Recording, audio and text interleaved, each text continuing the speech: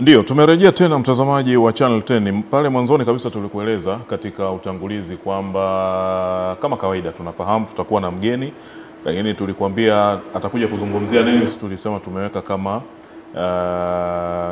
kiufiche hivi, lakini uzuri wake ameshaingia hapa yeye mwenyewe, mgeni ambaye tunazungumza naye, na nafikiri ni mada moja muhimu sana. Pengine kuna vitu vingi tutavifahamu kutokea hapa kwa siku hii ya leo, kwa sababu wengi tumekuwa tukifahamu serikali ina hisa sehemu fulani.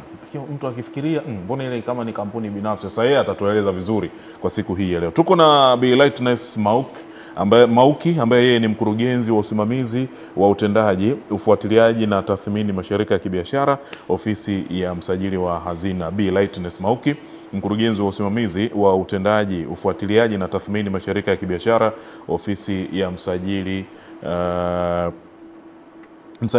wa hazina. Sawa. Na tuna mambo mengi ya kuweza kuzungumza siku ya leo Dorcas. Hata mimi mwenyewe kimsingi kuna vitu natamani kufahamu. Kwenye yale ambayo tutakuwa tunayauliza basi napata elimu na kaa kimya. Nikienda huko nitakuwa nimefaidika mimi kama mimi. Karibu sana Bi Lightness ndani ya Channel 10. Asante, ninashukuru. Ndio.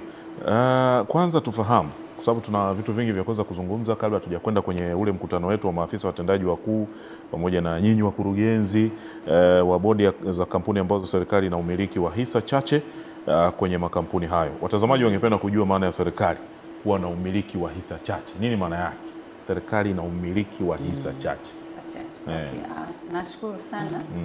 Na kwa mujibu wa kifungu cha 3 cha sheria ya mashirika ya umma inaitwa Public Corporation ya mwaka 1992 na mabadiliko yake, kifungu kile kinaelezea maana ya serikali kuwa na hisa chache. Ikimaanisha kwamba ni sehemu ile ambayo serikali imewekeza kwa hisa chini ya 51%. Ikimaanisha kwamba 50% iko ndani ya hizo hisa chache. Na tunamaanisha nini kwa hisa chache? Tunamaanisha kwamba kwa sheria hii unakuta kwamba serikali ina taasisi na mashirika yake mbalimbali. Kwa hiyo kuna mashirika yale ambayo serikali iko na watu binafsi au na makampuni binafsi au na wanahisa binafsi. Na unakuta serikali katika taasisi hizi inakuwa na hisa 25%, 30, 11, 10, chochote kile kati ya 1 mpaka 50. Na kwa maana hiyo serikali inapokuwa na hisa chache mahali pale, ina maana kwamba wale watu ambao ni binafsi au zile kampuni ambazo ni binafsi tunawaita managing partners, wao ndio wanakuwa na hisa nyingi mahali pale. Kwa hata uwekezaji wake unakuwa ni kuendana na hisa. Hii ndio maana ya uwekezaji wa hisa chache. Na hadi kufikia sasa tuna taasisi 56 au kampuni 56 ambapo serikali imewekeza kwa hisa chache. Hizo hisa chache. Ndio. Labda kwa mtazamaji anaweza kasikiza kwa nini serikali inakuwa na hisa chache? Na je, zinakuwa na manufaa? Kwa sababu utaona kama yule mwenye hisa nyingi ndio anayepata faida zaidi. Asante. Ndio, itakuwa na manufaa sana, na nitatoa mfano tu ambao tutaweza tukauelewa wote. Kwa mfano, serikali inapokuwa mahali ina hisa nyingi, labda hisa 100. Mahali pale tunasema kwamba serikali inamiliki kampuni ile kwa hisa 100. Ikitokea serikali inataka kuwekeza au kuongeza mtaji mahali pale, let's say wa bilioni 1, maana yake serikali itatakiwa ikaweke peke yake bilioni 1 mahali pale. Na kama tunavyofahamu serikali inayo mambo mbalimbali, miradi ya maendeleo, kufikisha huduma kwa wananchi. Kwa hiyo inahitaji hela nyingi katika kuwekeza maeneo mbalimbali. Ikiwa sasa eneo lile ambalo linahitaji bilioni 1 kwa wakati ule na mahitaji ya serikali ni makubwa, serikali ikiwa haiwezi kuwekeza kwa wakati ule, maana yake ni kwamba kunakuwa na impact sio tu kwa wananchi, lakini hata kwa ile kampuni au ule mradi. Lakini sasa tukisema serikali ina hisa chache, kama sema uwekezaji wa mahali pale ni bilioni 1, serikali ikiwa ina hisa 10 mahali pale, maana yake ni ina hisa 10% mahali pale, maana yake ni kwamba ukichukua 10% ya hisa ya bilioni 1, maana yake itahitajika kutoa milioni 100 tu, alafu zile nyingine zitatolewa na yule mwanahisa mwingine. Kwa hiyo ule mradi utaendelea, uwekezaji utaendelea kukua, lakini pia serikali itakuwa imewekeza kwa kiasi kile ambacho yeye amewekeza kwa umiliki wake. Na hela nyingine itakuwa inaendelea katika miradi mingine ya maendeleo. Na itakuja pia kupata gawio pia. Tukumbuke kwamba pale tunashare ujuzi, utawala bora na mambo mbalimbali. We need each other katika eneo kama hilo.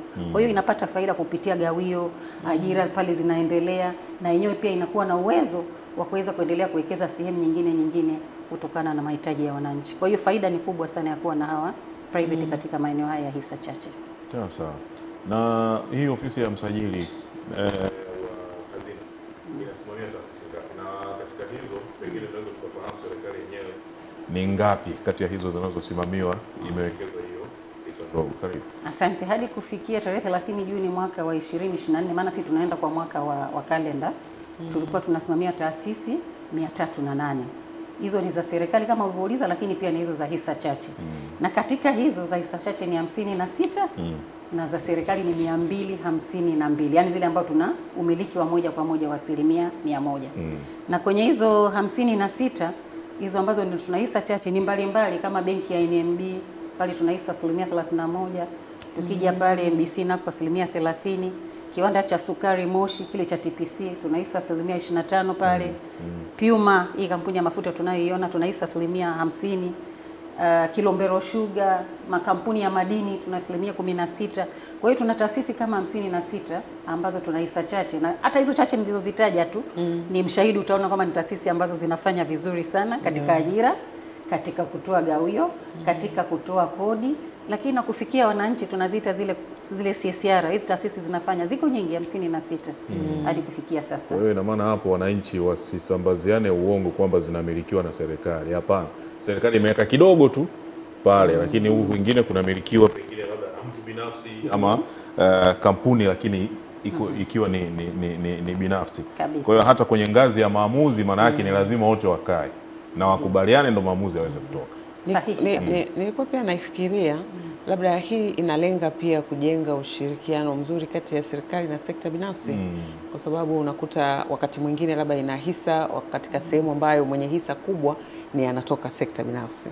Ni sahihi kabisa. Inaleta mahusiano mazuri sana kati yetu sisi na sekta binafsi. Kama nilivyosema, tunahitajiana. Sekta binafsi anahitaji serikali na serikali anahitaji sekta binafsi katika eneo hilo.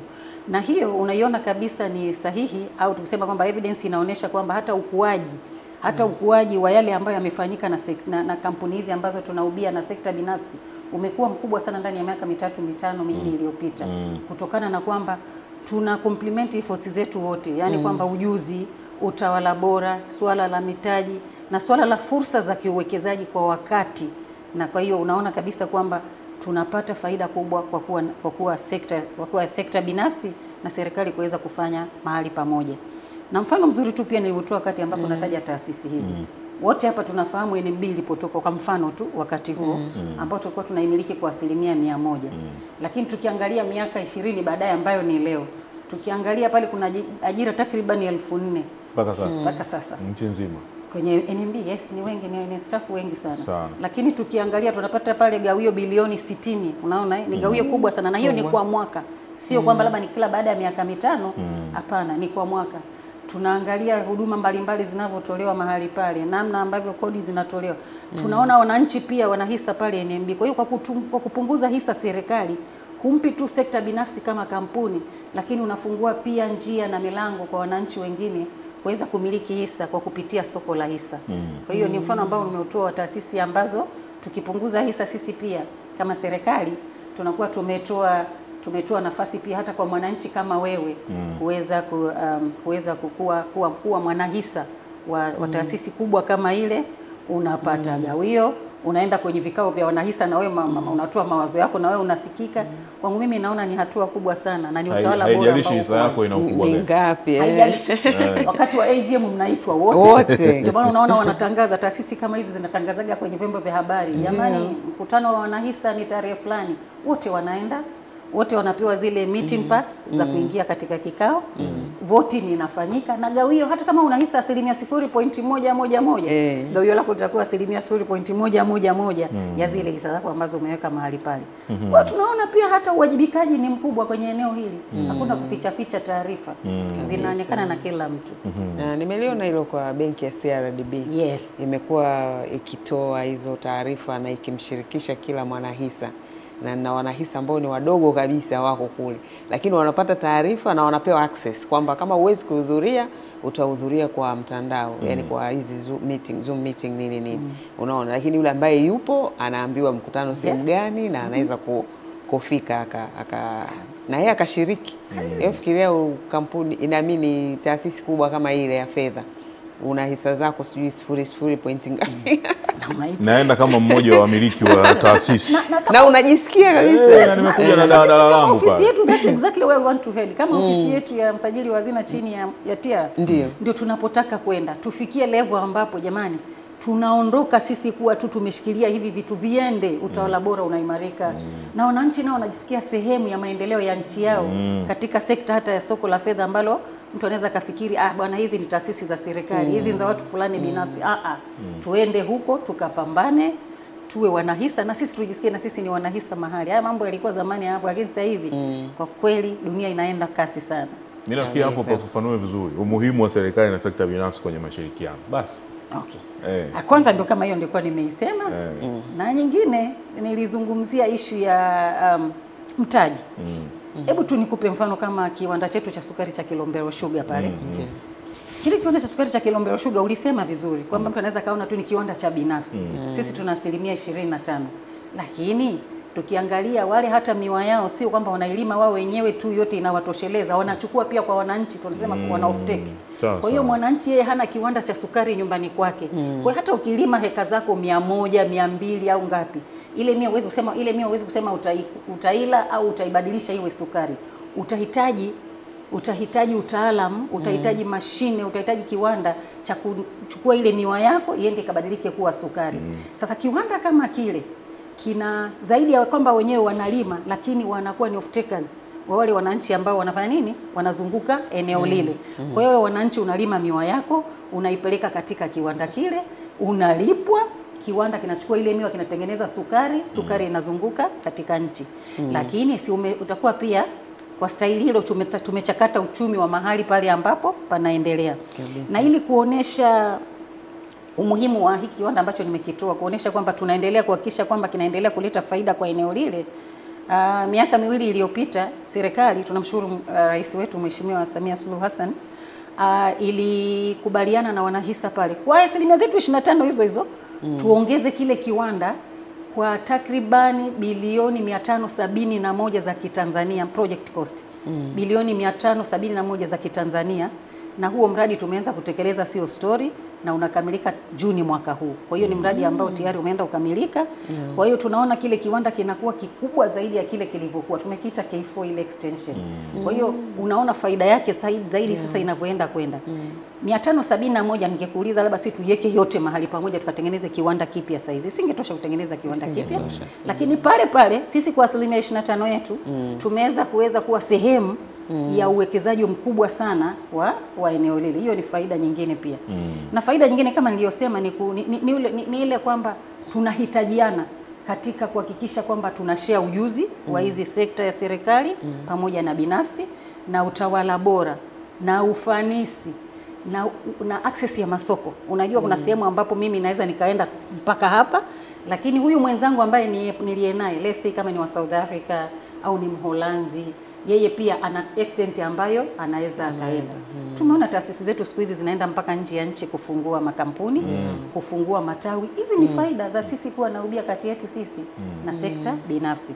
Kwa serikali itaweka miundombinu, itaweka nini, lakini tushirikiane sasa na sekta binafsi katika kuhakikisha kwamba tunapata synergy ya haya mahusiano yetu. Ajira pia ni faida nyingine, wote nyinyi ni washahidi kwamba viwanda kama hivi nilivyovitaja vinatoa ajira. Tukija kwenye mining, sisi tuna taasisi 12 ambapo serikali ina uwekezaji wa hisa chache kwenye mining, asilimia 16. Ile migodi sio watu wa nje tu wanafanya kazi pale. Tuna Watanzania wengi pale na wasomi wazuri tu, maengineer, lakini kuna vibarua pia, nao ni waajiriwa, nao wanapata kidogo kitu cha kupeleka nyumbani. Kwa hiyo faida ni nyingi sana za sisi kuwa na sekta binafsi. Nimeangalia kama kwenye ile swala la sukari, kwenye kiwanda cha sukari, nikaona kabisa, na ukiona hapa nchini wakati mwingine tunakuwa na upungufu kidogo, hasa kwa kuboost kama hivyo inasaidia kwamba ile huduma inaweza kuwa inapatikana kwa kuaminika zaidi, yani kwa kila sio kupata upungufu wakati fulani. Nikawa nasema kwa utaratibu huu, je, unakuwa na mchango wote katika mfuko mkuu wa taifa? Mkubwa sana. Tunazungumzia kwa numbers kabisa, mwaka huu ambao tume clock in Juni 24, taasisi hizi za tunazoziita hisa chache zimeweza kuchangia bilioni 195 za Kitanzania katika mfuko mkuu wa serikali kama gawio. Sijataja kodi, sijataja service charges zote ambazo wanachajiwa, sijataja hizo za kijamii CSR, royalty kwa mashirika za madini, nimetaja tu gawio, kwa maana ya kwamba hizo asilimia zetu 10 tulizonazo mahali pale, hizo 25 tulizonazo na 30 na kadhalika, tumepata bilioni 195 za Kitanzania kama mchango wa sisi kama wanahisa ofisi ya TIARA kwa niaba ya serikali kwenda katika mfuko mkuu wa serikali. Na hii bilioni 195 nayoitaja imekuwa kutoka bilioni 58 miaka 5 iliyopita. Nazungumzia ukuaji wa asilimia 230 ndani ya miaka 5. Kwa hiyo clearly si kwamba kwa miaka 5 tumetoka kupata gawio la bilioni 58 kuja kupata bilioni 195. Unaweza ukasema kwamba yani huu ukuaji sio wa kawaida. Lengo limevuka. Lengo la tumevuka kwa lengo kwa asilimia 239 ukuaji huu. Sasa sababu ni nini kubwa? Ni mazingira mazuri ya kufanyia hizo biashara. Tunaona kuna mazingira mazuri, lakini utawala bora umeendelea kuimarika.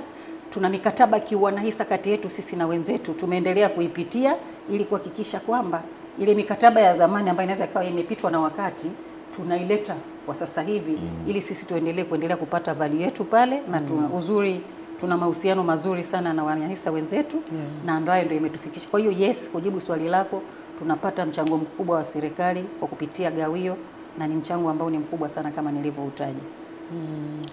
Mambo utawala bora Dorcas. Utawala bora bwana, ni kitu ambacho kinaimbwa kila siku. Inawezekana mtu akawa haelewi matokeo yake chanya ndo haya, yani kubutua zaidi ya asilimia 200 kwenye lengo ambalo mmekuwa mmejiwekea, limevuka mpaka wenyewe ofisini mkikaa mmechanganyikiwa, imekuwaje? Kumbe ni masuala ya utawala bora pia yana mchango kwa namna moja ama nyingine. Mkurugenzi, kuna huu mkutano wa maafisa watendaji wakuu na wakurugenzi wa bodi za kampuni ambao serikali na umiliki wa hisa chache kwa kampuni. Mwaka jana mmefanya mkutano kama huu. Tuanzie ule wa mwaka jana kabla tujaje kwa huu wa mwaka huu. Pengine mwaka jana mlijiwekea lengo, na thimu ya mwaka jana ilikuwa ni nini na matokeo yake yalikuwa ni nini? Mara hii mwaka huu tena unatakiwa ufanyike. Karibu. Tuanzie ule wa mwaka jana. Asante. Kwanza wa mwaka jana ulikuwa ni wa kwanza na wa aina yake kati ya msajili wa hazina kwa niaba ya serikali pamoja na wakurugenzi wa bodi hizi tunazozitaja ambazo tuna hisa chache. Unajua, unaweza ukasema mahali kuna hisa chache ukajisahau, usipaiki ile focus unayohitajika, na faida zote nilizozitaja hapa zitakuwa haziwezi kuja kwa sababu tumesahau mahali pale. Kwa hiyo ofisi iliona kwamba eneo hili linahitaji pia focus ya aina yake, maana tumekuwa na vile vikao vya zile taasisi za umma Arusha kila mwaka, zile CEO forum nazifahamu, tumekuwa nazo kwa muda sasa, lakini ile eneo la hisa chache tulikuwa kidogo hatujafanya hilo eneo. Kwa hiyo mwaka jana tukasema ni vema tukawaleta pia hawa wakurugenzi wetu wanaotuwakilisha katika hizi kampuni zenye hisa chache, tukae nao pamoja, tuongelee swala zuri umeliuliza la utawala bora. Serikali inapokutuma kule wewe kwenda kuwa mjumbe wa bodi, inategemea nini kutoka kwako. Lakini na wewe unavyoenda kule, hatuwezi kama polisi, kama hujui unaenda kufanya nini, na unaweza kufika kule na wewe kaenda njia yako. Kwa hiyo serikali ikawa yenyewe inaenda kushoto na wewe unaenda kulia. Kwa hiyo twendeni tukakae kama ndugu, ili tusianze kusema sasa tuanze kulaumiana. Kwa nini ulienda kuuza hii nyumba? Kwa nini ulienda kuuza hisa zangu? Nimekuta sasa hivi ghafla serikali ina hisa 2 badala ya 30. Kwa hiyo twende tukakae, tujadiliane kama partners kwenye business ili tusonge mbele wote kwa pamoja, tusiachane. Kwa hiyo mwaka jana ilikuwa wa kwanza, na ilikuwa ni kwa ajili ya kuset tone ya hicho ninachokizungumza, ni nini tunachokitaka, namna gani mtajiconduct mkienda kwenye his board. Unajua wewe serikali inapokutuma kwenda kwenye bodi fulani, haikutumi wewe kama nyumbani kwako pale. Unaenda kulinda maslahi ya serikali kwa niaba ya wananchi wote walioko nyuma yako. Kwa hiyo unavyoenda pale mahali, usipoambiwa unaenda kufanya nini, unaweza ukaenda ukatekeleza in good faith, lakini ulikuwa hujaambiwa unaenda kufanya nini. Kwa hiyo toni ya mwaka jana ilikuwa ni hiyo, tukae pamoja, tusemezane, tujadiliane ni nini kinachohitajika kufanyika na ni support gani kama inahitajika. That's one. Lakini cha pili pia ilikuwa ni mara ya kwanza ambayo tumekutana na hao wakuu wa taasisi wa hizi kampuni ambazo kumbuka ni wa private. So sio sasa tuseme sisi ndio serikali na wale ndio private, hata wale ni CEO, sisi ni partners in business. Kwa hiyo nao tukawaita kwenye kikao kile. Kilikuwa kikao kizuri sana cha siku 3, tulikifanyia Kibaha na lengo letu lilitimia. Na evidence ya lengo letu kutimia ni turn up ambao tumeipata mwaka huu. Tukiangalia confirmation za mwaka huu zimekuwa 100%. Kwa hiyo wakuu wa taasisi wote tumewapata, ambao hawapo tu 2 watatu, ni ambao watakuwa nje ya nchi, lakini wanaleta wawakilishi wao kwa ajili ya kuhudhuria kikao hicho. Na kwa hiyo tumejipanga kwamba mwaka huu sasa tumesha soti tena mwaka jana, mwaka huu tumekuja na theme ya teknolojia. Matumizi ya teknolojia kila mahali katika kukuza utendaji. Matumizi ya teknolojia katika teknolojia inaenda kasi sana. Sisi tukibaki nyuma tusipozungumza haya mambo tutaachwa. Lakini tunazungumzia maofisini tu? Hapana. Tunaenda tunakaa pale tunazungumza kwamba sasa teknolojia inaendaje. Sasa hivi kuna artificial intelligence, hiki ni kitu gani? Namna gani sisi tunaenda kuapply hiki katika utendaji. Sisi tukaapply vibaya tukajikuta tena ndio tumeharibu.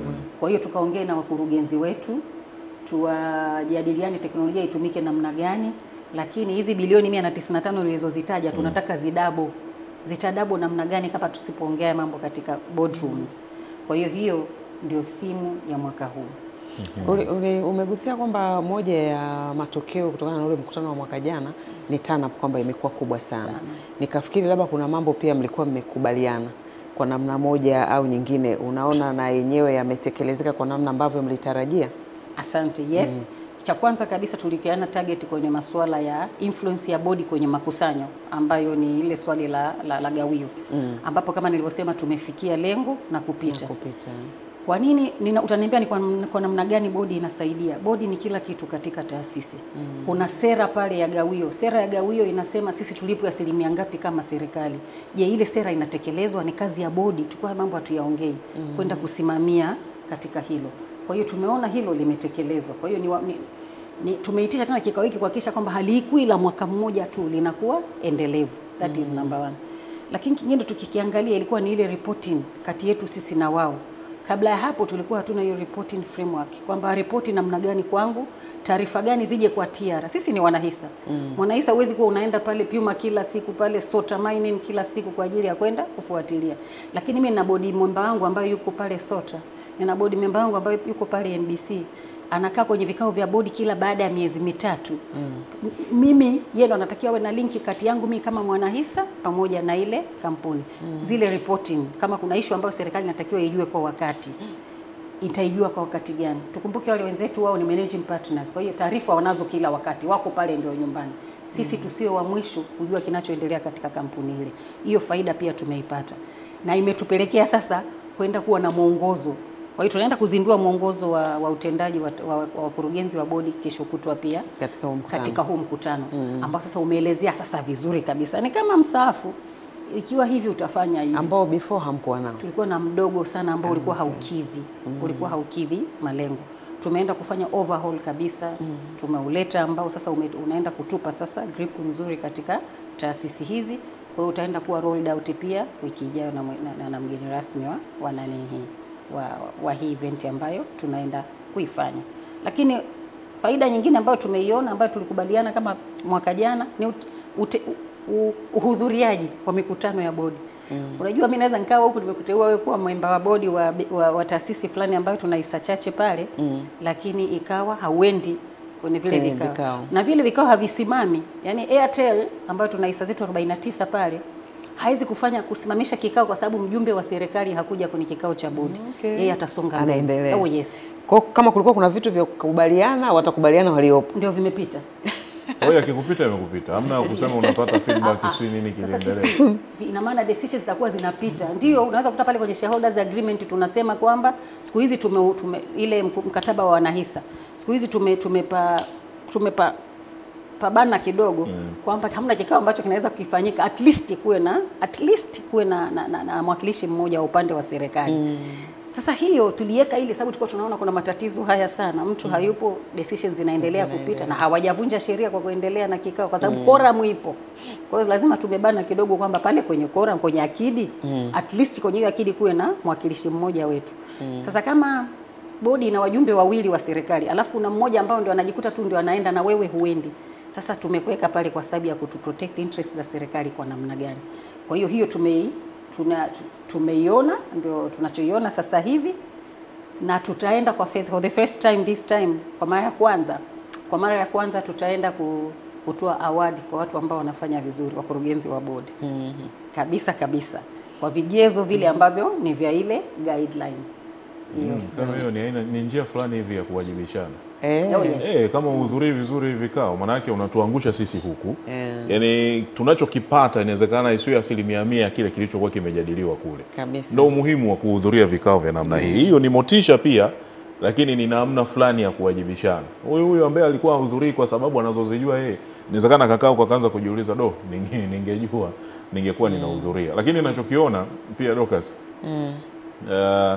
matokeo yale zile bilioni 190, zaidi ya bilioni 190, yale yote ambayo mnafanya huku kama wakubwa, wakurugenzi, members of board, yale ambayo mnayafanya, kwa mimi binafsi kinauliza haraka maana yake kinatia motisha hata kwa wafanyakazi wa chini huku kupambana, na kinaleta competition kati ya kampuni. Yani mathalan tuseme mna hisa hapa Channel 10 labda 10%, na sisi huku tunaanza kufanya competition sisi wenyewe.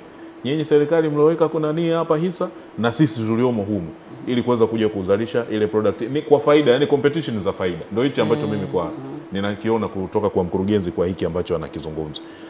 Mkutano unafanyikia wapi?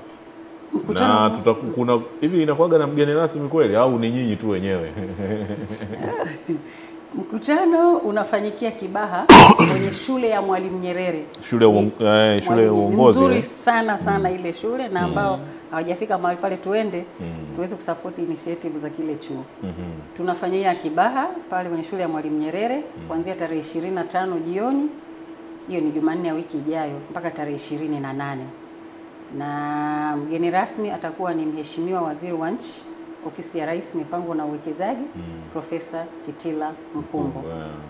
Na pia tutakuwa na maada mbalimbali za wabobezi katika maeneo ya teknolojia, ya namna kutumia teknolojia katika utendaji, katika kuhakikisha tunaleta ufanisi zaidi katika utendaji wa taasisi zetu. Lakini pia tutakuwa na mada mbalimbali za utawala bora katika eneo hili. Lakini tumeleta kitu cha tofauti pia. Unajua pia tunakuaga saa nyingine wawekezaji wanapata shida kwenye kutekeleza sheria mbalimbali za nchi, kwa sababu wanakuwa labda kuna information gap kati yao na hawa sisi watekelezaji. Kuna sheria hii ya barabarani hii ambayo inahusu masuala ya offload, ambayo tumeona imekuwa pia ikileta sintofahamu kati ya wafanyabiashara au wawekezaji na watekelezaji, ambao pia tumeweka session maalum kwa ajili ya CEO watakaohudhuria kikao hiki waweze kukaa na wizara yetu ya ujenzi itakuja pale kwa ajili ya uchukuzi, kwa ajili ya kuweza kutoa session maalum kwa ajili ya compliance ya sheria hii. Ili sasa hii inasaidia nini? Inasaidia ili tuweze kwenda pamoja. Unaweza kujikuta kwamba mimi nimepigwa penalty kubwa, kumbe ni understanding tu ili kuwepo. Sasa ni nani atawaleta hawa watu pamoja? Sisi tumeona, sababu sisi ndio tunasimamia uwekezaji wa serikali mahali hapa, tuwe ndio daraja la kuwaleta hawa na hawa. Kwa hiyo tutakuwa na session moja nzuri sana kwa ajili ya kuwaleta wawekezaji wetu pamoja, pamoja na mamlaka zetu za serikali zinazodili katika maeneo. Na tutakuwa tunafanya hivi mara kwa mara. Tukiona eneo ambalo linahitaji kuwaleta watu pamoja kwenye session kama hizi, pia tunawaleta pamoja. Kwa hiyo hicho ni kitu kingine pia ambacho tunaenda kujadiliwa. Mnafanya kwa sababu ya wananchi, mkurugenzi. Hizi taarifa au mirejesho ya yote yanayofanyika huko, kiacha hii mikutano mnaofanya, zinafikaje kwa wananchi? Kwa sababu mimi nina concern yangu moja. Ukinijibu hapa ndo nitakwambia. Yaani unajua wewe kuja hapa sawa, it's okay kwa sababu ni sehemu yako. Ilikuwa ni lazima uje. Asingeweza kuja mtu mwingine kuweza kuelezea hiki kitu. Hata kama ungemlisha hayo material kweli asingekuja. Lakini wewe una mambo mengi sana kufanya. una safari nyingi za kwenda kuhangaikia huko kuona haya yanafanyika huko yanafanyika. Najua kuna wasaidizi wako huku. Concern yangu labda nielezee hapa. Maana yake ni kwamba yale yote mnayoyazungumza mnamgusa mwananchi moja kwa moja yule wa chini kabisa. Yale yote ambayo mnayafanya huko yanagusa mwananchi yule moja kwa moja wa chini kule. Ni waombe labda hata huko kwenye mikutano yenu mnaoenda kufanya na au hata huko mkikaa kwenye ofisi zenu mkisharudi baada ya mikutano. Najua mna watu wanaitwa maafisa habari. Ni wanataaluma kama sisi tu waandishi wa habari. Waambieni watoke. Waende kwa wananchi. Yaani wasiishie kwenye kuposti Instagram au kuweka YouTube. Unajua kuna mwingine pengine kwenye moja ya taasisi anaangalia kipindi ataikata hii ataweka tu kwenye YouTube amemaliza amebaki ofisini. No. Waende kwa wananchi huko wakakutane nao, wazungumze nao. Kuna radio za kijamii nyingi sana huko, kuna TV huko, hata huko mikoani. Wazungumze na wananchi. Wasubiri mkurugenzi utoke uje huko. Au nakosea Lucas? Ni sawa. Nilikuwa nafikiria wakati tunaelekea kumaliza kipindi chetu, nikawa natamani kama ungezungumzia namna ambavyo mkutano huu sasa wa pili unavyokwenda kufanyika, labda nini matarajio yenu kwamba unakwenda sasa kuleta ufanisi gani katika utendaji wa hizi kampuni ambazo serikali ina hisa chache ili kufikia yale malengo yenu, sababu umesema mnataka ili gawio lidabo. Na tunaona parefu udabo hapo. Mmeka lengo kubwa. Asante. Kama tumeweza kwa wastani kwa miaka hii niliyotaja minne hii, kama tumeweza kila mwaka gawio lilikuwa lina grow kwa 50%. Kwa 50% bila hizi efforts tumeziweka. Sasa kama gawio linatoka kwenye hisa chache limekuwa likigrow kwa 50% kwa wastani kwa kila mwaka, tumeona tunaweza tukadabu. Mkipatilia nguvu. Yes. Tukitia inahitajika nguvu. Thank you.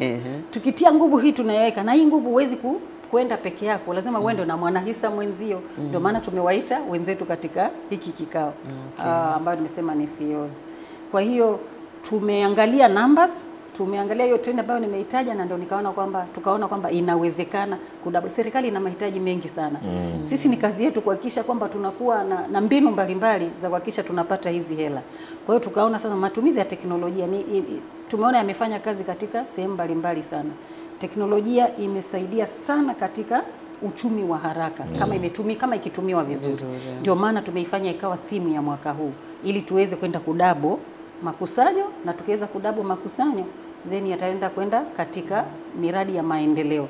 Kwa hiyo sisi kwa kuangalia vile key performance indicator vigezo tulivyoviweka, kwa kuangalia hiyo theme tunaenda nayo mwaka huu, kwa kuangalia aina ya watu ambao tumewaalika katika session hii pamoja na watu wa mada, ni watu ambao kweli wamefanya kazi, ni watu ambao tunasema ni hands on, ni practical katika maeneo mbalimbali, lakini wakurugenzi wetu wa bodi pia wako makini na wanajua sasa, kama nilivyosema, ile tunawapima. Kwa hiyo kila mtu angetaka naye kuonesha kwamba kweli nimetekeleza kile ambacho serikali imenituma.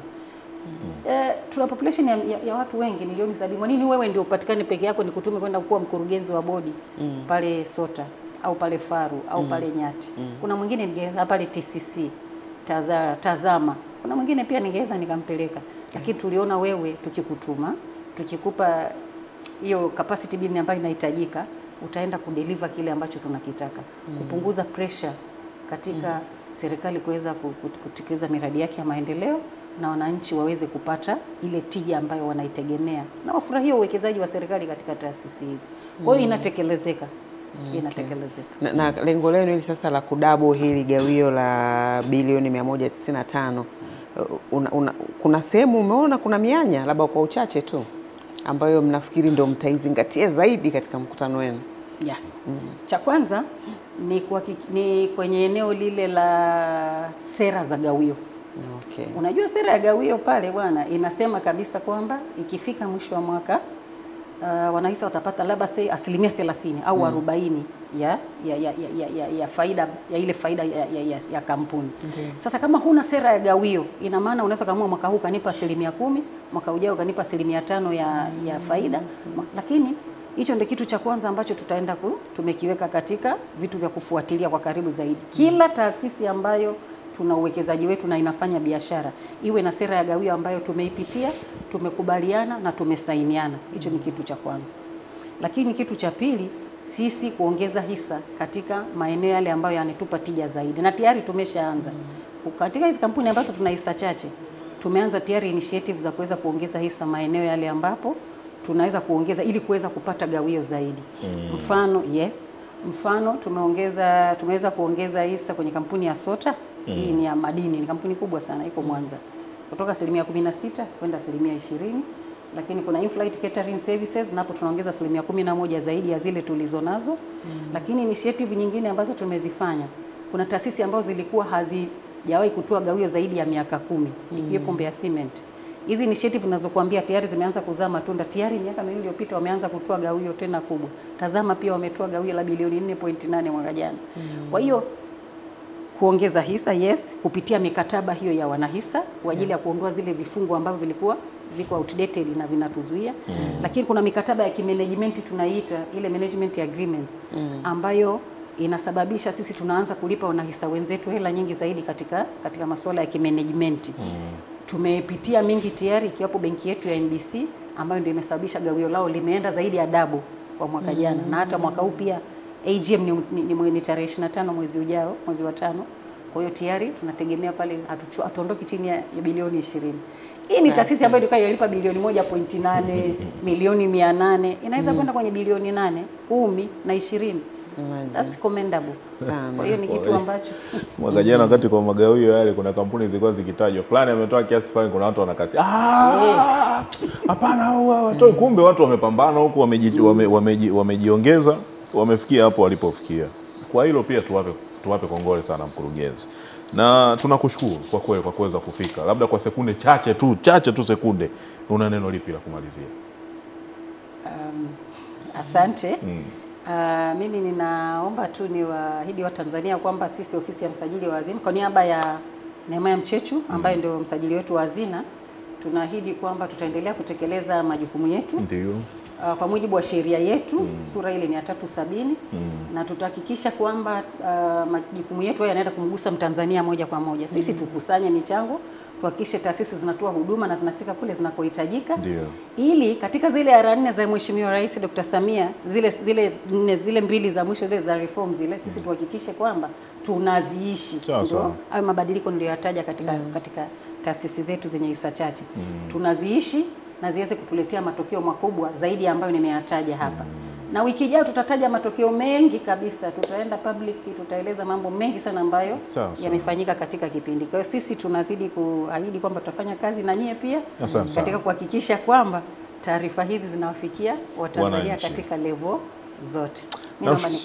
Asante sana. Ni Lightness Mauki, mtazamaji, mkurugenzi wa usimamizi wa utendaji, ufuatiliaji na tathmini mashirika ya kibiashara, ofisi ya msajili wa hazina, na tumezungumzia leo mchango wa kampuni ambazo serikali na umiliki wa hisa chache katika maendeleo ya taifa, na tumefikia mwisho wa mazungumzo yetu na yeye.